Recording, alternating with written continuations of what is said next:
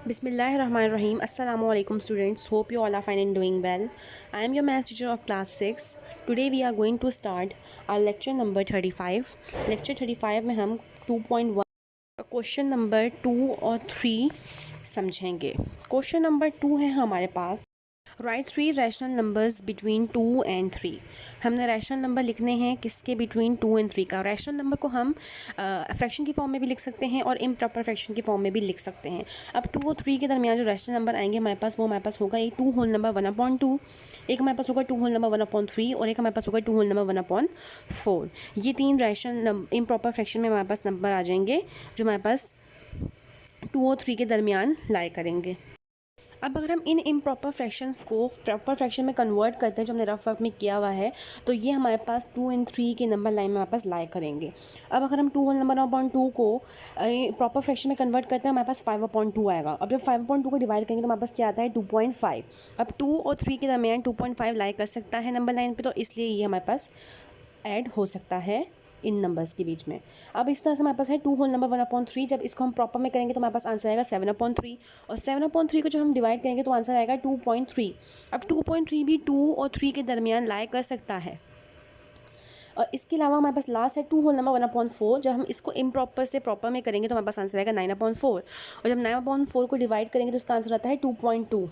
तो 2.2 भी हमारे पास 2 और 3 के दरमियान लाई करता है नंबर लाइन पे. इसलिए सिर्फ ये 3 नंबर्स हैं जो हम लिखेंगे rational number between 2 and 3. Question number 3 है, represent the following rational numbers on a number line. हमारे पास रैशनल नंबर्स गिवन है, उसे हमने नंबर लाइन पे रिप्रेजेंट करना है. हमारे पास जो भी वैल्यू गिवन होगी उसे हम पहले डिवाइड करके उसे पॉइंट में कन्वर्ट कर देंगे, उसके बाद हम उसकी नंबर लाइन ड्रॉ करेंगे. हमने 1/4 को डिवाइड किया रफ वर्क में तो हमारे पास आंसर गया 0.2. हमने नंबर लाइन ड्रॉ की, उस पर हमने लिखा -1, 0, 1 और 2. अब 0.2 हमारे पास 0 और 1 के बीच में कहीं आएगा, इसलिए हमने उसे 0 के नियरेस्ट कर दिया, एक पॉइंट छोड़कर फिर दूसरे पे 1/4. तो 0 और 1 के बीच में क्या आ जाएगा हमारे पास 0.2 लाई करेगा. हमने उसको रैशनल नंबर जो हमारे पास गिवन होगा उसी को वहाँ पे लिखना है, पॉइंट वाले आंसर को नहीं लिखना. तो 0.2 कहाँ लाई करेगा 0 और 1 के मिड में. इस तरह से हम नंबर लाइन पे शो कर देंगे. इस तरह से हमारे पास पार्ट नंबर 2 है. अब इस तरह से हमारे पास पार्ट नंबर 2 है 7/2. 7/2 को जब हमने डिवाइड किया तो हमारे पास आंसर आ गया 3.5. अब 3.5 ऑब्वियसली 3 और 4 के मिड में लाई करेगा. हमने नंबर लाइन ड्रॉ की और हमने 3 और 4 के मिड में जो है वो 7/2 को शो कर दिया. पॉइंट में कन्वर्ट करने के बाद हमने उसको देखना है कि वो कहाँ पे लाई करेगा. 3.5 आया था आंसर, तो ऑब्वियसली 3 और 4 के मिड में ही हमारे पास 3.5 मिलेगा. इस तरह से हमारे पास पार्ट नंबर 3 है 11/3. सबसे पहले हमने उसे डिवाइड कर लिया. जब हमने उसे डिवाइड कर लिया रफ वर्क में तो हमारे पास आंसर आया 3.6. ऑब्वियसली अब 3.6 भी हमारे पास 3 और 4 के मिड में ही लाई करेगा.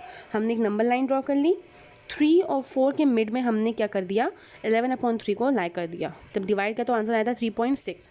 3.6 कहाँ पे शो होगा हमें 3 और 4 के मिड में.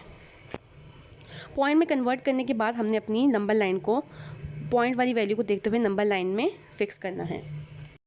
ये हमारा होम टास्क है, practice of question number 2 and 3. Question number 2 और क्वेश्चन नंबर 3 के मैंने आपको 3 पार्ट समझा देते हैं.